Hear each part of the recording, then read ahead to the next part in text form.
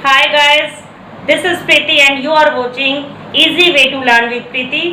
तो guys पिछली video में जो है हमने लर्न किया था वॉइसेस के रूल्स को। वॉइसेस होती क्या हैं, उनके लिए क्या क्या रूल्स जो है वो चेंज करने के लिए हमें लर्न करने होते हैं, related to tenses, related to pronoun. तो आज हम जो है शुरू करने जा रहे हैं वॉइसेस को ही जो है आगे सीखेंगे कुछ एग्जाम्पल के थ्रू। तो गाइस अगर आप मेरे चैनल पर नए हैं तो वीडियो को लाइक कीजिए, शेयर कीजिए और ज़्यादा से ज़्यादा चैनल को सब्सक्राइब कीजिए। अगर आपने चैनल को सब्सक्राइब किया हुआ है, वीडियो आपको पसंद आती है तो कमेंट बॉक्स में राइट करके ज़रूर बताइएगा आप किस तरीके के चेंज जो है चाहते हैं, या रिलेटेड टू टॉपिक आपके जो भी डाउट्स है you can write in the comment section. तो विदाउट वेस्टिंग द टाइम चलिए स्टार्ट करते हैं। Let's begin the topic. Yes, look at the board everybody. तो एग्जाम्पल देखते हैं। फर्स्ट एग्जाम्पल है हमारा I play a match. I play a match. तो पहले तो इसको रिकॉग्नाइज करेंगे which tense is this. I play a match. तो टेंस को रिकॉग्नाइज करने के लिए आपको कैसे पता चलेगा?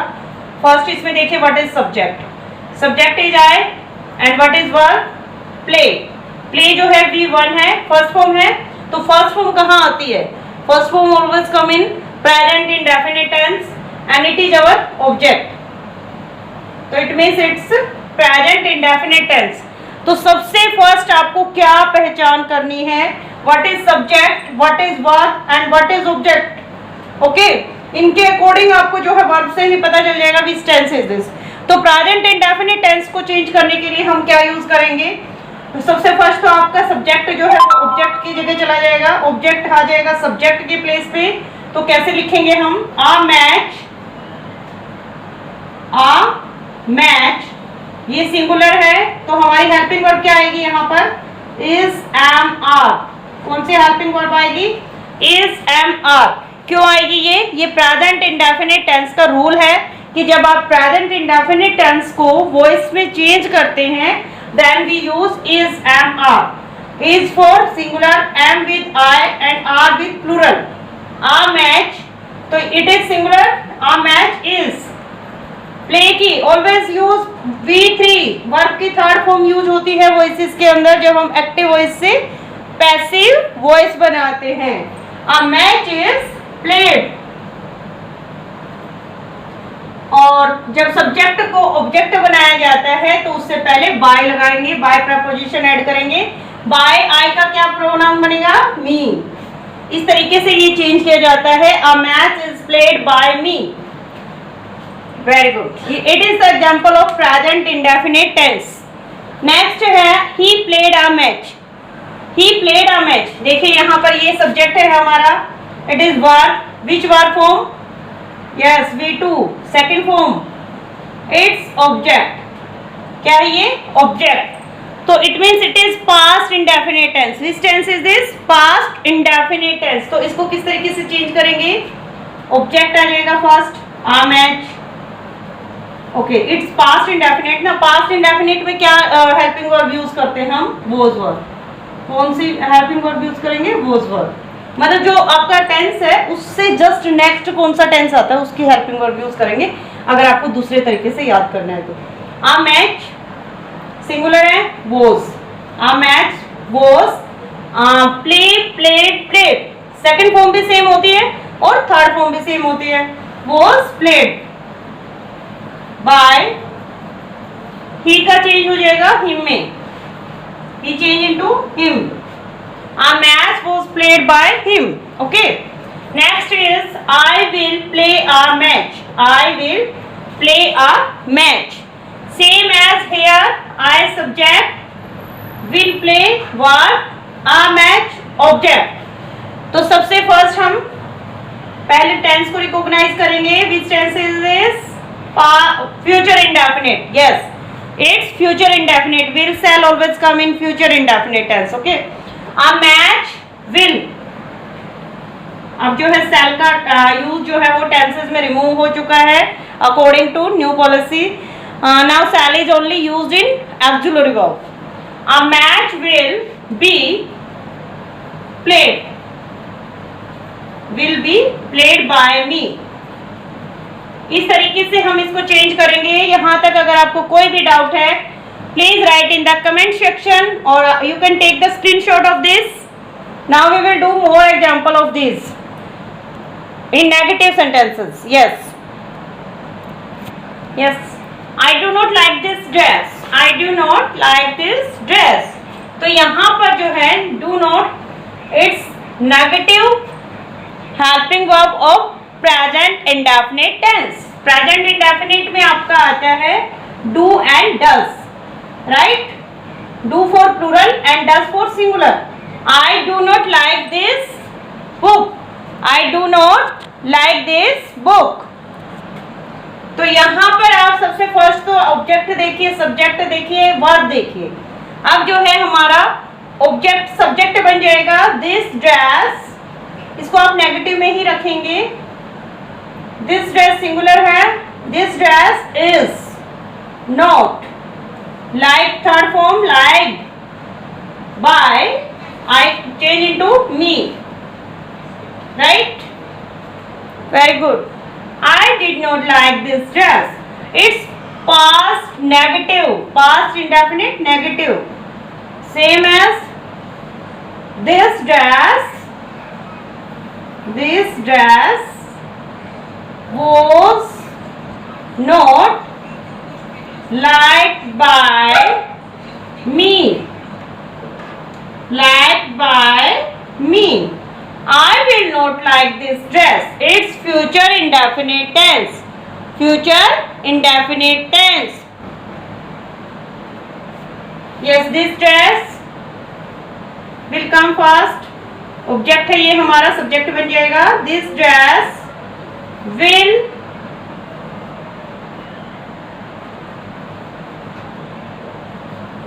will not be liked by me. इस तरीके से जो है हमारे नेगेटिव टेंस चेंज होंगे। नेगेटिव, यस, नेगेटिव सेंटेंसेस को इस तरीके से हम चेंज करेंगे। अब इंट्रोगेटिव और देख लेते हैं इन्हीं का। Yes, now see, does he respect his elders? Does he respect his elders? तो इट्स इंट्रोगेटिव सेंटेंस। तो इंट्रोगेटिव बनता कैसे है, देखिए, हेल्पिंग वर्ब को अगर हम सबसे आगे लेकर आते हैं, सब्जेक्ट से भी आगे, ये सब्जेक्ट है, सब्जेक्ट से भी आगे अगर हेल्पिंग वर्ब आ जाता है, then we can say it's interrogative. Okay, does he respect his elders? तो यहाँ पर ऐसे सेंटेंसेस में पहले तो ये देखिए आपको हेल्पिंग वर्ब कौन सा यूज करना है। It's present indefinite tense. Present indefinite tense में मैंने अभी बताया था is am are helping verb we will use. तो इज एम आर में से ही कोई एक हेल्पिंग वर्ब आप आगे लेकर आएंगे। वो कैसे लेके आएंगे, कैसे पता चलेगा? सबसे फर्स्ट आप जो है ऑब्जेक्ट देखेंगे, अगर वो आपका प्लूरल है आर आएगा, सिंगुलर है इज आएगा, आई है एम आएगा, ठीक है। हिज एल्डर्स आने वाला है तो आर, प्लूरल है are, his elders respected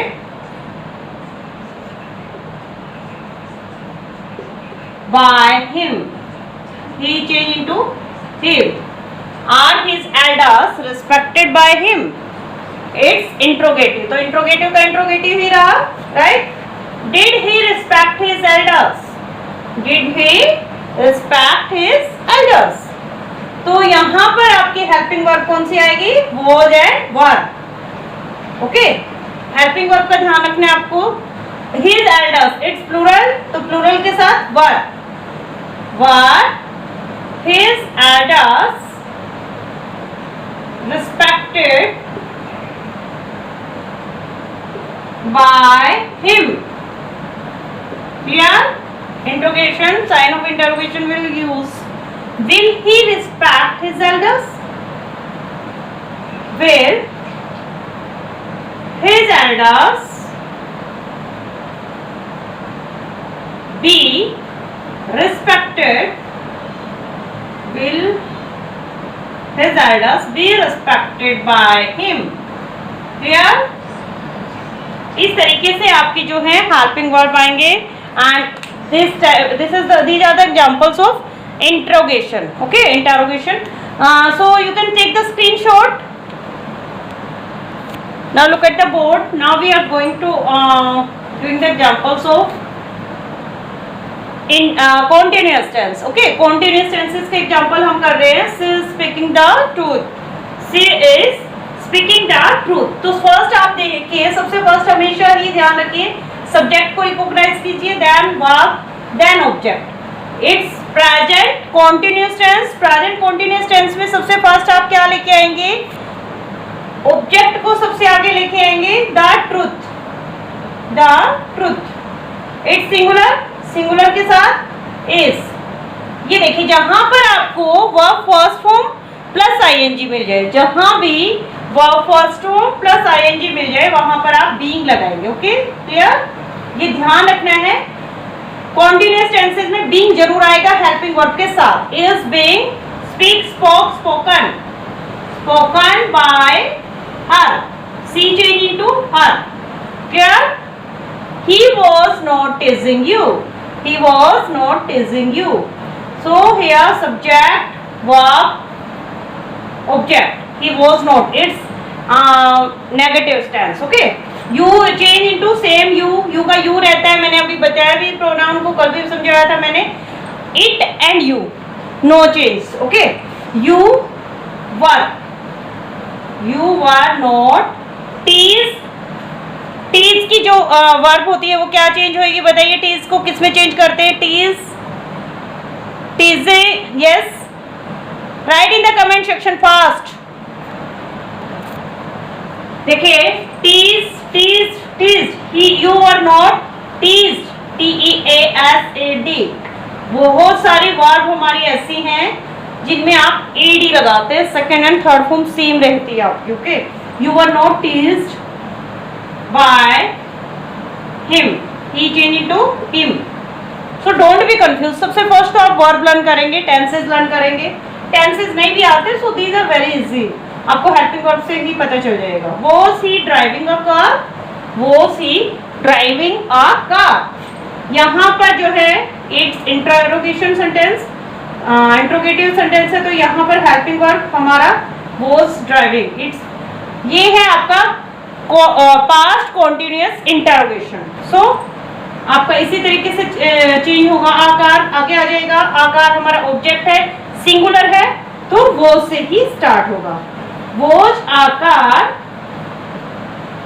being, was आकार being drive, drove, driven. Was आकार being driven by him. Okay, so these are the example of present and past continuous tense. आप सोचेंगे future continuous नहीं लिया. So future continuous tense, no change in passive voice. Okay, now we are going to do perfect tense examples. Look at the board. I have done my duty. It's present perfect tense. Has, have plus third form. Okay, इसी से पहचान हो जाती है ये present perfect tense है. So first हम object को सब्जेक्ट बनाएंगे. My duty, my duty. It's singular और प्लूरल? सिंगुलर है तो हैज, और singular has, plural have. My duty has been. आपको सिर्फ बीन लगाना है. हैज, हैव सेम रहेगा. Has been third form already काम. ओके, तो थर्ड फॉर्म का थर्ड फॉर्म ही रहना है वैसे भी. Has been done by, I change into me, I change into me. It's very easy. They had already written the letters. They had already written the letters. सबसे first हम object को देखेंगे. Yes, the letters. The letters. The letters had. देखिए past perfect tense में had आता है. Had का head ही रहेगा, चाहे सिंगुलर है प्लूरल है. The letters had. already अगर बीच में आ जाता है तो ये जो एडवर्ब है ये as it is रहेगी. had already been written, third form है. written by, they change into them. next is she will have helped the old man. She will have helped the old man. So सबसे first तो हम object को subject बनाएंगे। The old man, the old man will have been, only been आएगा आपका, चाहे present perfect है, past perfect है, फ्यूचर परफेक्ट है। The old man will have been helped by her. इस तरीके से जो है आपके परफेक्ट टेंसेस जो हैं चेंज होंगे इन वॉइसेस। और अभी कुछ एग्जांपल, हम एक दो एग्जांपल कर लेते हैं रिलेटेड टू एक्सुलरी वर्ब को किस तरीके से चेंज किया जाता है। Yes, these are the examples of auxiliary verbs. Okay, how auxiliary verb change? इसमें कुछ भी चेंज नहीं करना है आपको, सेम रूल वही रहेगा। सब्जेक्ट ऑब्जेक्ट की जगह, ऑब्जेक्ट आपका सब्जेक्ट की जगह आ जाएगा। बस आपको क्या करना है, जहाँ पर भी आपकी auxiliary verb आई है उसके बाद आप बी लगाएंगे। क्या लगाएंगे? बी। देखिए, द मनी हमारा ऑब्जेक्ट है, the money must be paid, pay third form is paid by, she change into her, they could win the match, the match could be could be won by them, I cannot solve this sum, this sum cannot be, can't be लिख सकते हैं आप, या cannot be solved by me,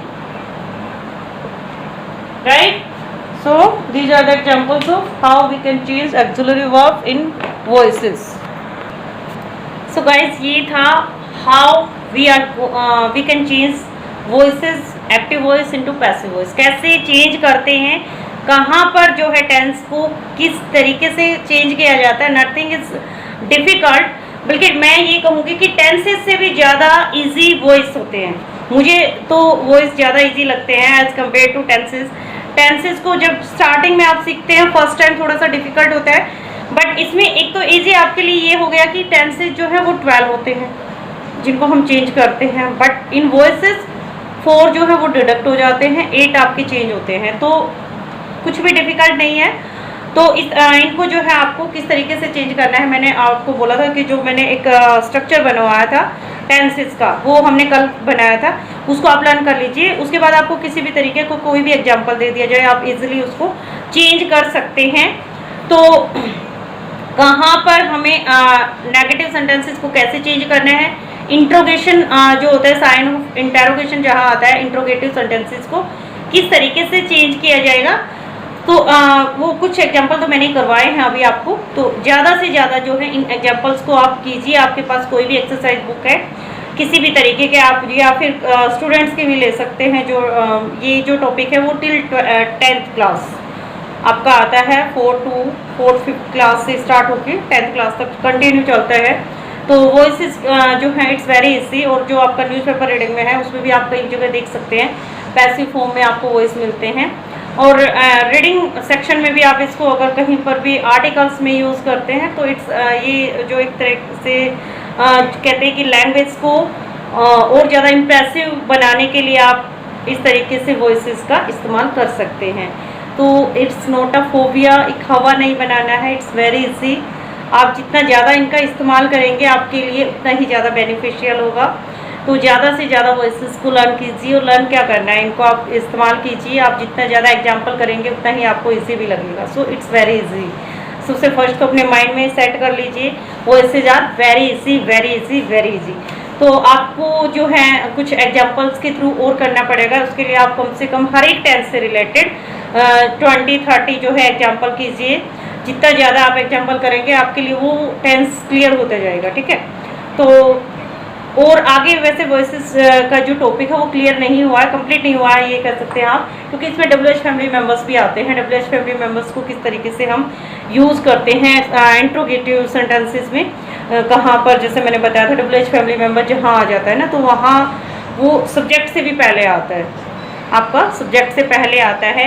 कल शायद मैंने बताया भी था, who change into bye home. तो इस तरीके से कि कैसे उनको चेंज करना है वो एग्जाम्पल से ही समझ आएगा आपको। तो उसके लिए तो WH फैमिली मेंबर्स और एक्सिलरी वर्ब के लिए एक अलग से ही वीडियो बनानी पड़ेगी। ये वीडियो जो है बहुत ज़्यादा लॉन्ग हो जाती है अगर हम यहीं पर कुछ एग्जांपल्स करते तो गाइज नेक्स्ट वीडियो में हम जरूर इनको और अच्छे से डिस्क्राइब करेंगे, बट आप जो है वॉइसेस को ज़्यादा से ज़्यादा एग्जांपल्स के थ्रू समझने की कोशिश कीजिए। उसके लिए आपको जितना ज़्यादा एग्जाम्पल करेंगे आपको वो टॉपिक क्लियर हो जाएगा, ठीक है। Don't worry, I am always with my students. जितना भी आप जो है प्रैक्टिस करना चाहेंगे, I am always ready to do everything, every type of topics with you. So guys next video में मिलते हैं, तब तक के लिए आप जो है ज़्यादा से ज़्यादा वीडियो को शेयर कीजिए, लाइक कीजिए और चैनल को सब्सक्राइब तो आपने आई थिंक कर ही दिया है। अपने फ्रेंड्स को भी शेयर कीजिए वीडियो को ज़्यादा से ज़्यादा। तो नेक्स्ट वीडियो में हम एक इंटरेस्टिंग सा टॉपिक लेकर आएंगे, तब तक के लिए नमस्कार।